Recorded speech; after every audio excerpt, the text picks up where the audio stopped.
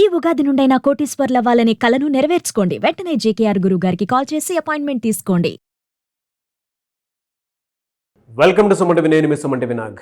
చాలామంది పగడాల ప్రవీణ్ గారిది హత్య లేదనంటే యాక్సిడెంట్ అనేటువంటి దాని మీద అనేక ప్రశ్నలు లేవనెత్తుతూ ఉన్నాయి. ఒక రీసెంట్గా వచ్చినటువంటి న్యూస్ ప్రకారం కనుక మనం చూస్తే ఒక కొత్త పర్సన్ పేరు తెరపైకి రావడం జరిగింది. అండ్ ఆయన విజయవాడలో కొద్ది గంటల పాటు ఉన్నట్లు. అక్కడ నుంచి ఏం జరిగింది అండ్ ఈ మధ్యకాలంలో జర్నీలో ఏమైనా జరిగిందా, కొత్త విషయాలు అయితే బయటికి రావడం జరుగుతుంది. సో ఈ వీడియోని మీరు పూర్తిగా చూడండి, చాలా ప్రశ్నలకు సమాధానం దొరికే అవకాశం ఉంటుంది. ఈరోజు మనతో పాటు హైకోర్టు అడ్వకేట్ అలగిరి రవీంద్రనాథ్ గారు ఉన్నారు. అది వారి మాట్లాడే తెలుసుకుందాం. Hello sir. హాయ్ అండి నాగరాజ్ గారు. గత కొద్ది రోజులుగా మీరు నేను డిస్కస్ చేసుకున్నటువంటి విషయం అదే అటు మీడియాలో కానివ్వండి, సోషల్ మీడియాలో కానివ్వండి, పగడాల ప్రవీణ్ గారి గురించి వస్తున్నటువంటి న్యూస్ చాలా ఎక్కువ. అవునండి. జనరల్గా ఏం జరిగింది సార్ అంటే విజయవాడ దగ్గర నుంచి స్టార్ట్ అయిన తర్వాత ఏం జరిగింది? ముఖ్యమంత్రి చంద్రబాబు నాయుడు గారి తలక ఆదేశాల మేరకు నిన్న ఎస్పీ గారు అనేటువంటి నరసింహ కిషోర్ గారు, అదేవిధంగా ఏలూరు రేంజ్ అశోక్ కుమార్ గారు కలిసి ఒక ప్రెస్ మీట్ పెట్టడం జరిగింది. ఆ ప్రెస్ మీట్లో ప్రవీణ్ పగడాల గారు హైదరాబాద్ నుంచి ఆయన చనిపోయినటువంటి సమయం ఏదైతే ఉందో 11:42 ఏదైతే జరిగిందో ఆ టైం లైన్లో ఎక్కడెక్కడ సీసీ ఫుటేజ్ వాళ్ళకి లభించాయో దానికి సంబంధించి ఆయన రిలీజ్ చేయడం జరిగింది. దాంట్లో వాళ్ళు తెలిపినటువంటి వివరాలు మరికొన్ని కీలక విషయాలు కూడా వెలుగులోకి తీసుకొచ్చారు. అవన్నీ కూడా నేను ఈ వీడియో ద్వారా మీకు అందించే ప్రయత్నం చేస్తాను నాగరాజ్ గారు. ప్రధానంగా 11 గంటల సమయంలో తిరుమలగిరిలో ఉన్నటువంటి అంటే సికింద్రాబాద్లో తిరుమలగిరి ఎస్బిహెచ్ కాలనీ నుంచి తన ఇంటి నుంచి తన భార్యకి చెప్పారు, నేను రాజమండ్రి వెళ్తున్నాను అని చెప్పి బయలుదేరారట.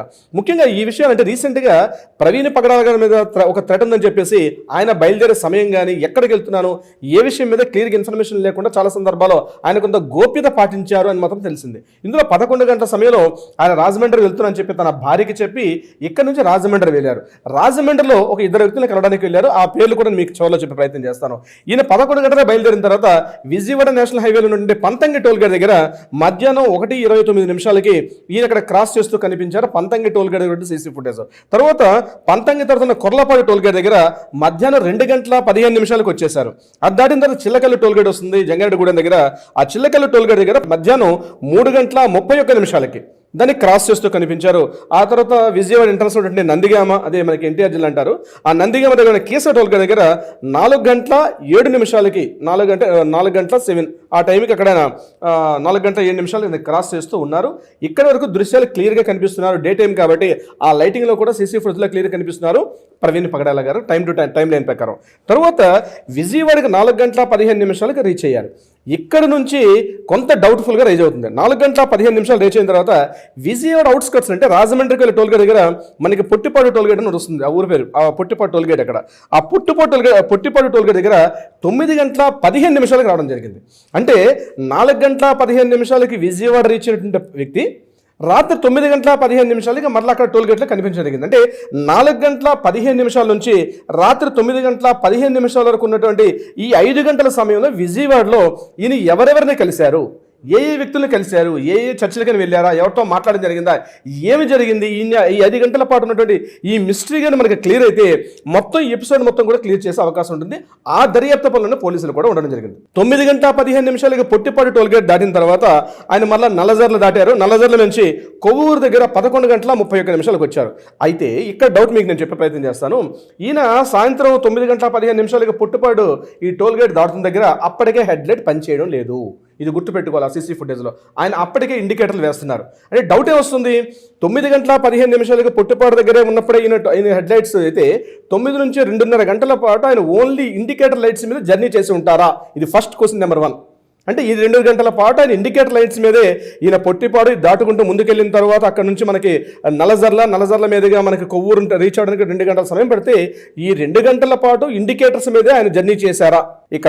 ఇక్కడ క్రైస్తవ మిత్రులు రైజ్ చేస్తున్న మరొక ప్రశ్న ఏంటంటే, మనకు పొట్టిపాడు టోల్ గేట్ దాకా వస్తున్నటువంటి ఒక వ్యక్తి 9:15 ఏదైతే మారినటువంటి వ్యక్తి, ఇక్కడ ఇద్దరు మనుషుల్ని రెండింటిని పెట్టి కొంతమంది మాట్లాడుతున్నారు. ఆ మనిషి ఈ మనిషి ఒక్కడే కాదు అని చెప్పడం కూడా జరుగుతుంది. 9:15 పొట్టిపాడు టోల్ గేట్ దాటిన తర్వాత మధ్యలో ఉన్నటువంటి ఒక హాస్పిటల్ దగ్గర బయట ఉన్నటువంటి ఒక సీసీ ఫుటేజ్, అదేవిధంగా మధ్యలో నుండి ఒక పెట్రోల్ బంక్ దగ్గర ఒక టోల్ గేట్ ఫుటేజ్ చూసినప్పటికీ ఈయనతో పాటు ఒక 4 కార్లు ఈయన ట్రావెల్ చేస్తూ ఉన్నాయి. 4 కార్లు కంటిన్యూగా. అంటే ఈయన 11:31 ఈయన ఏదైతే మరణించబడ్డారో, ఏదైతే సస్పెక్ట్ చేసిన మృతి వచ్చిందో, అనుమానాస్పద మృతి ఎక్కడైతే ఉందో, ఈయన వెనకాల కంటిన్యూగా 4 కార్లు ఈయన ట్రావెల్ చేసి ఉన్నాయి. అంటే ఆయన జరిగిన సమయానికి అప్పటికి కూడా ఇండికేటర్ లైన్స్ మీద వెళ్తున్నారు. ఇక్కడ క్వశ్చన్ ఏంటంటే, ఇక్కడ 2 ప్రశ్నలు రేజ్ అవుతున్నాయి. ఒకటి, పొట్టిపాటు టోల్ గేట్ దాకా వచ్చిన వ్యక్తిగా కనిపిస్తుంటే ప్రవీణ్ పగడాల గారు ఆ మనిషి ఈ మనిషి ఒకటే కాదు అన్న ఫస్ట్ రేజ్ అయితే, ఇక్కడ మరో ప్రశ్న, వెనక ఫాలో అవుతున్న 4 కార్లు కూడా ఎవరికి సంబంధించినవి అన్న విషయం అనేది మన విలేకరులు వేయడం కూడా జరిగింది. దీనికి సంబంధించి ఎస్పీ గారు క్లియర్గా చెప్పడం జరిగింది. ఆ 4 కార్లు కూడా ఒక ఫ్యామిలీతో పాటు వీళ్ళు అన్నవరం వైపు వెళ్తున్నటువంటి ఒక ఫ్యామిలీగా చెప్పారు. మరొకటి ఒక ఆయన సమ్ ట్రాన్స్పోర్టేషన్ ప్లాస్టిక్ వస్తువులు నమ్మే ఒక వ్యక్తిగా చెప్పారు.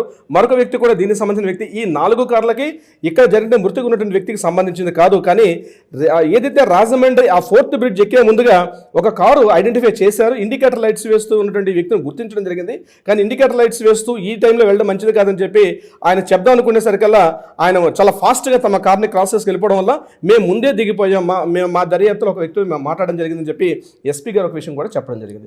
మరొక ఇంపార్టెంట్ పాయింట్, ఎప్పుడైతే సంఘటన 11:35 కొవ్వూరు టోల్ గేట్ దాటి 11:42 ఎక్కడైతే ఆయన రోడ్డు దిగిపోతూ ఉన్నటువంటి కార్ దగ్గర ఉందో, సడన్ గా ఒక రెడ్ కలర్ కార్ వచ్చి ఒక్కసారి ఒక దుమ్ము బాగా వచ్చింది. ఆ దుమ్ము వచ్చే టైంలో ఈయన బెండ్ అయిపోయారు. లోపలికి ఈయన అంటే మెయిన్ రోడ్డు విడిచిపెట్టి పొదల్లోకి జారిపోతున్నటువంటి ఒక సీసీ ఫుటేజ్ చూపిస్తుంది. అక్కడ బ్లింక్ అవుతూ అక్కడ రెడ్ లైట్ ఇండికేట్స్ వెలుగుతున్న అదే ఈ పర్సన్ అని చెప్పడం జరుగుతుంది. కానీ చాలా మంది డౌట్ పడుతుంది ఏంటంటే, ఆ కారు ఆ వెనక అంటే ఆ బ్లింక్ అవుతున్నటువంటి ఏదైతే బైక్ ఉందో అది ఇది ఒకటి కాదు అనుకో డౌట్ రైజ్ చేస్తున్నారు. ఇంకొకటి, ఎప్పుడైతే ముందున్నటువంటి వ్యక్తి చాలా హెవీగా కనిపిస్తున్నారు కదా, కొద్దిగా పొట్టున్నటువంటి వ్యక్తి కనిపిస్తున్నారు, కానీ తర్వాత చూపించే ఫుటేజ్లో ఈ వ్యక్తి లేరు. అంటే రకరకాల సందిగ్ధావస్థలు క్వశ్చన్స్ అన్ని రేజ్ చేసినప్పుడు ఇక్కడ క్వశ్చన్ ఏంటంటే, విజయవాడలో ఉన్నటువంటి ఆ 5 గంటల పాటు ఏం జరిగింది, ఎవరిని కలిశారు, అయితే ఈయన రాజమండ్రిలో ఎందుకు వచ్చారు? ముందుగా మనం చాగలలో ప్రచార కార్యక్రమంలో భాగం అనుకున్నాం, ముందుగా చెప్పడం జరిగింది.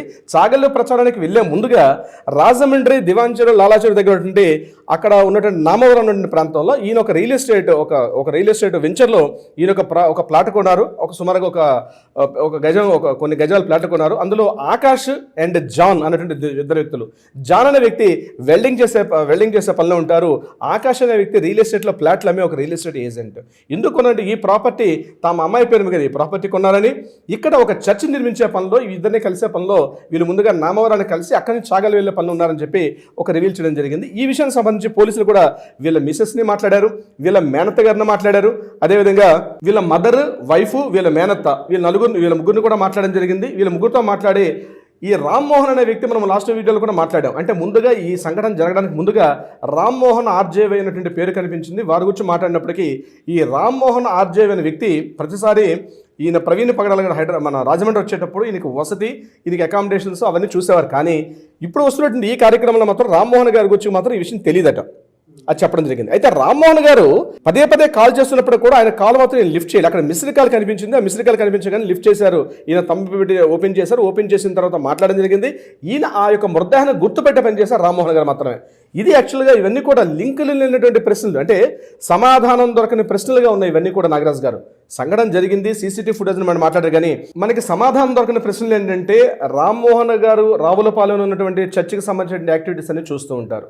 మరి ప్రతిసారి కూడా రాజమండ్రి వెళ్ళేటప్పుడు రామ్మోహన్ గారిని సంప్రదించినటువంటి ఇదే వ్యక్తి, ఇదే ప్రవీణ్ పగడాల గారు, ఈ సందర్భంలో ఇంత పెద్ద చర్చ్ నిర్మాణ కార్యక్రమంలో ఆకాష్, జాన్ అంటే ఈ పేర్లు వినిపిస్తున్నాయి, కానీ రామ్మోహన్ గారిని పదే ప్రశ్నించినప్పుడు కూడా నాకు తెలియదని చెప్పడం, రామ్మోహన్ గారు లాస్ట్ మినిట్లో చేసినప్పుడు కూడా ప్రవీణ్ పగడాల గారి ఫోన్లో మిస్డ్ కాల్గా నమోదైంది. ఆయన మళ్ళీ కాల్ బ్యాక్ చేయలేదు. ఎందుకు చేయలేదు అది కూడా ఒక క్వశ్చన్. ఇక్కడ మెయిన్ ఈ యొక్క మిస్టరీ మొత్తం వీడాలంటే నాగరాజు గారు ఒకటే ఏంటంటే, 5 గంటల పాటు విజయవాడలో ఏం జరిగింది అంటే, 4:15 విజయవాడ సిటీలోకి ఎంటర్ అయిన వ్యక్తి మళ్ళీ 9:15 టైంలో పొట్టిపాడు టోల్గేట్ దగ్గర ఉన్నటువంటి ఈ సమయం 5 గంటల పాటు సమయంలో ఎవరెవరిని కలిశారు, ఎవరెవరి ఫోన్స్ వచ్చాయి, ఆయన ఫోన్ కాల్స్ లిస్ట్ ప్రకారం ఎవరెవరిని మాట్లాడారు, ఇవన్నీ కానీ మనకి డీటెయిల్స్ వస్తే పోస్ట్ మార్టం రిపోర్ట్ కూడా బయటకు వచ్చి ఈ రెండింటిని సింక్ చేస్తే చాలా వరకు రివీల్ అయ్యే అవకాశం ఉంటుంది. కానీ ఒక విషయాన్ని మనం మెచ్చుకోవాలి, ఆంధ్రప్రదేశ్ పోలీస్ వ్యవస్థను మాత్రం చాలా అద్భుతంగా చేస్తున్నారు. No doubt at all Andhra Pradesh police యంత్రాంగం మాత్రం, ఎందుకంటే సీసీ ఫుటేజ్ హైవేలో దొరకడం చాలా కష్టం నాగరాజు గారు.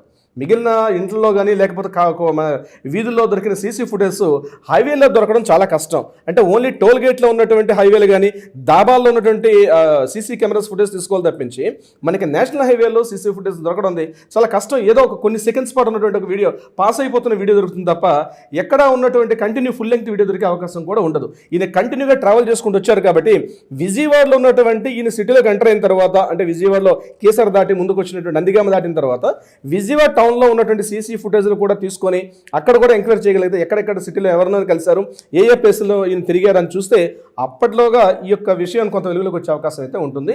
ఏదేమైనప్పటికీ కూడా కొంతమంది ఇది మృతని, కొంతమంది యాక్సిడెంట్ చెప్పి రకరకాలుగా ఉన్నటువంటి ఈ క్వశ్చన్స్ అన్నిటికీ కూడా తొందరలోనే పోలీస్ వ్యవస్థ, పోలీస్ యంత్రాంగం చాలా కఠినంగా దీని గురించి దర్యాప్తు చేసి రివీల్ చేసే అవకాశం ఉంటుందని అయితే మనం అనుకుంటున్నాం నాగరాజు గారు. పోస్ట్ మార్టం రిపోర్ట్కి సంబంధించినటువంటి విషయాలు ఇంకా బయటికి రాకపోవడానికి కారణాలు ఏమి ఉంటుందంటారు సార్ అసలు? అంటే పోస్ట్ మార్టం రిపోర్ట్ సంబంధించి కూడా రెండు క్వశ్చన్స్ అండి. ఒకటి ఫోరెన్సిక్ ఎఫ్ఎస్ఎల్ వాళ్ళు విజయవాడలో కూడా ఒకటి నమోదవుతుంది, ఒకటి ఫింగర్ ప్రింట్స్ వాళ్ళు కూడా రావాల్సిందే. ఎందుకంటే పోస్ట్ మార్టం రిపోర్ట్ గంటల్లో రావడానికి కష్టం అండి. కొన్ని కెమికల్ టెస్టులు చేసేటప్పటికి కొంత టైం పడుతుంది. దీన్ని ప్రధానం గుర్తుపెట్టుకోవాల్సి ఏంటంటే ఎవరైతే మాట్లాడుతున్నారో దీనికి సంబంధించింది తొందరగా పోలీసుల మీద ఒత్తిడి చేసి మాకు ఇమ్మీడియట్గా రిపోర్ట్ మాకు ఇవ్వాలి, ఇది ఖచ్చితంగా మృతి అని చెప్పి పోలీసుల మీద ఒత్తిడి కూడా చాలా చాలా గట్టిగా జరుగుతుంది నాగరాజు గారు. అంటే మేము అనుకున్నదే జరగాలి. కొంతమంది క్రైస్తవ మిత్రులు కూడా యూట్యూబ్లో సోషల్ మీడియాలో మాట్లాడుతూ ఇది ఖచ్చితంగా మృతే, ఇలానే చెప్పాలి పోలీసులు, చెప్పకపోతే మా తగ్గట్టుగా మేము దర్యాప్తు చేసుకుంటామని. ఏ యొక్క దర్యాప్తును కూడా ఎవరు ఇండివిజువల్గా తీసుకునే అవకాశం లేదు. అది గుర్తుపెట్టుకుంటే లీగల్ కాదు కాబట్టి కొంతమంది పెద్ద వ్యక్తులు కూడా మాట్లాడడం జరిగింది. కానీ దర్యాప్తు అనేది కొంత టైం పడుతుంది కదా. పోస్ట్ మార్టం రిపోర్ట్ అనేది కెమికల్ టెస్టులు జరుగుతాయి. కెమికల్ టెస్టులు జరిగి ఉన్నటువంటి ఆ మిగిలిన వాటిని సేకరించడం, వీళ్ళు ఆల్రెడీ ఒక నేరస్తుల ముఠాలతో ఉన్నటువంటి వేలి ముద్దలు సేకరించడం కానీ వాళ్ళు చేశారా, ఇందులో ఎవరెవరి ముద్దలు ఉన్నాయి, అవన్నీ కూడా ఒక టైం లెంగ్త్. అది ఓవర్ నైట్ గంటల్లో నిమిటిగా పోస్ట్ మార్టం రిపోర్ట్ రావడం అనేది ఉండదు. విషయం జరిగిన మృతదేహం మీద దొరికినటువంటి వేలి ముద్దలు కావచ్చు, బూటు గుర్తులు కావచ్చు, లేకపోతే అక్కడ దొరికిన ప్రతి చిన్న ఐడెంటిఫై చేసిన ప్రతిదీ కూడా ల్యాబ్ టెస్టులు చేసి వచ్చేసరికల్లా కొంత టైం అయితే పడుతుంది నాగరాజు గారు. చూద్దామండి ఏ విధంగా ఉంటుంది అనేది. ఎనీవేస్ థ్యాంక్ యూ అండి. Thank you so much Ravindranath garu. Thank you so much Nagaraju గారు.